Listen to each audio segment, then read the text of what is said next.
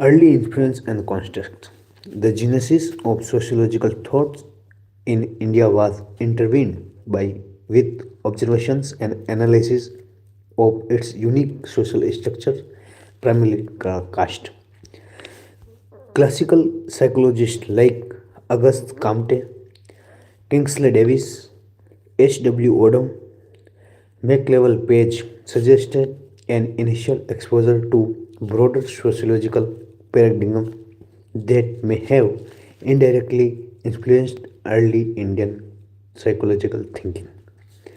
Early social thought in India also linked to roles of administrator and statesman, indicating a practical, policy oriented dimension to understanding society. Emergence of Indian sociologists and their contribution.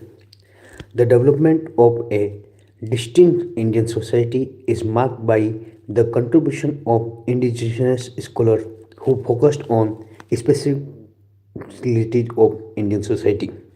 G.S. Ghurye, Govind Sadasiv Ghurye, a foundational figure in Indian sociology, his work on race and caste in India employed a historical comparative approach. He explored caste as an institute characterized by endogamy, means marriage within the caste, and clan exogamy, means marriage outside the clan, and a hierarchical structure linked to the notion of racial mixture. His analysis touched upon the segmented division of society inherent in the caste system. Then comes Iravati Karve, a prominent Indian sociologist whose work extended beyond the immediate post-independent period. He contributes likely involved empirical studies and theoretical analysis of Indian social organization. The specific sociological terminologies or theoretical framework she employed are key to Indian societal studies. Then come M.N. Srinivas, known for his studies of social change, particularly of concept of Sanskritization. The mention of Kurks suggested his engagement with village studies. The understanding of local social structure and mobility within the caste hierarchy. His work often utilized the structural functionalist perspective, analyzes how different parts of society contribute to its overall functioning and how change occur within this framework. Then come D.P. Mukherjee. His work on tradition and change in India adopted a Marxist ideology and the principle of dialectical materialism. He focused on dynamics of social transformation, emphasized the interplay between existing tradition and the forces of change. His concept of Trinity in understanding tradition and change tough enough elaborate upon in sources likely involved the key interacting element. He explored the meaning of tradition and theoretical change in tradition, potentially drawing upon concepts like Shruti, Smriti, and Anubhav to understand the cultural and historic basis of tradition. Then, key sociological concept in Indian constitution caste. Caste is defined as a central institute characterized by several sociological features. Then, segmented division of society. Society is divided into discrete hereditary groups. Hierarchy. Castes are ranked in a social stratification system. Restriction on social intercourse, nor govern interaction, including feeding, physical contact, often based on notion of purity and pollution. Differential rights and duties.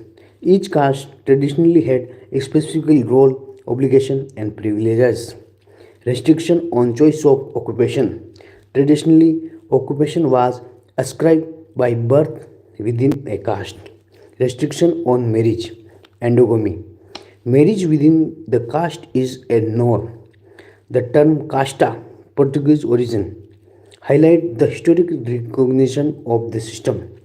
Caste also intersect with class and occupation and was maintained through occupation guilds and the transmission of skill within group.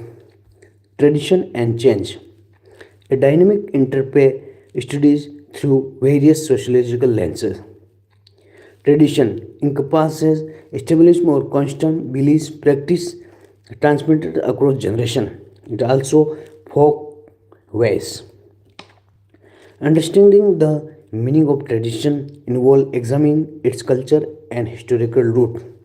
Theories of change in tradition explore the factors and processes that lead to modification and transformation in established pattern.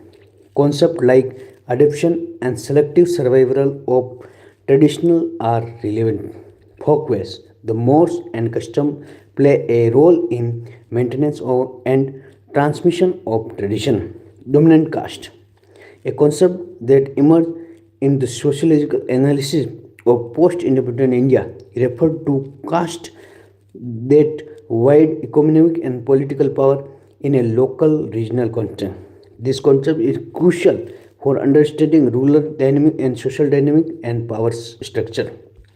We divide the sociological chronology in three parts: 1769 to 1900, 1900 to 1950, and 1950 onward. The development of sociological thought in first phase in India began during this period.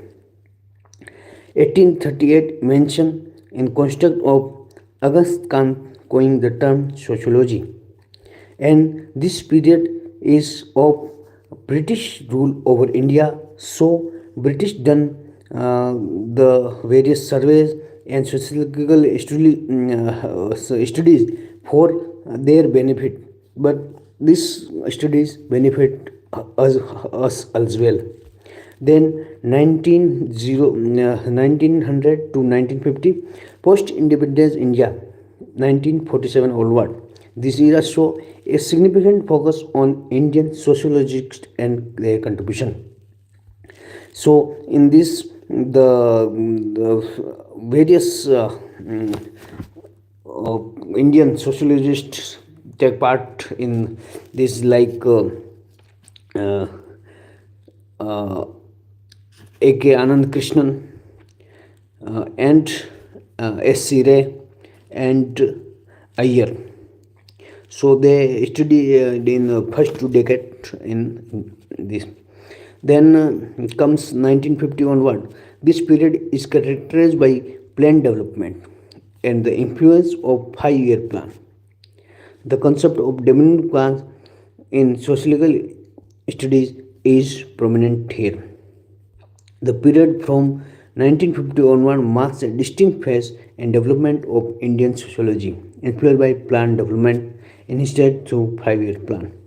This era saw increased sociological engagement with issue of development, social justice, and the impact of state policy on society.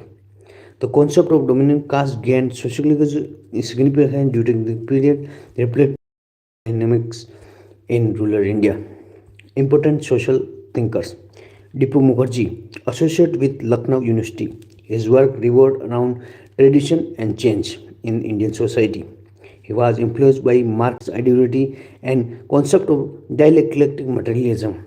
Means the lower dialectic materialism means lower class want to become the achieve the level of the higher class.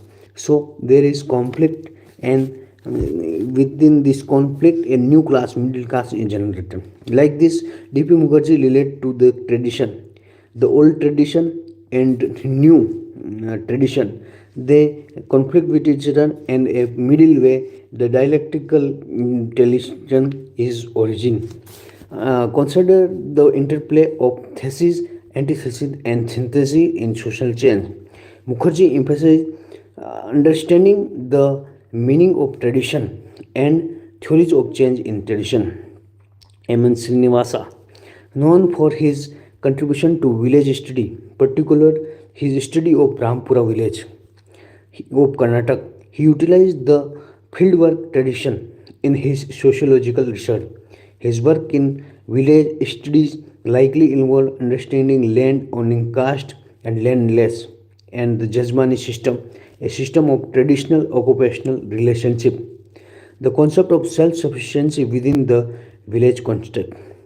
Then after come Radha Kamal Mukherjee, associated with Lucknow University, his work focus on social value, include meaning, characteristic, and origin. Mukherjee highlight the importance of social value and connection to common concern. Then A.R. Desai offer views on state, welfare state, particularly on concept of welfare state. Desai viewed the state as potential subservient to the interest of proletariat. Means the state is help bourgeois capitalistic class more and the proletariat less. It is important to note that while Karl Marx is mentioned in construct of dialectic materialism, he was not Indian sociology. However, in this theory, significant influence in thought of India. The concept of capitalism and the division between labor class, the proletariat and have-nots, and the capitalist class, also referred as bourgeois or haves, are central to Marxist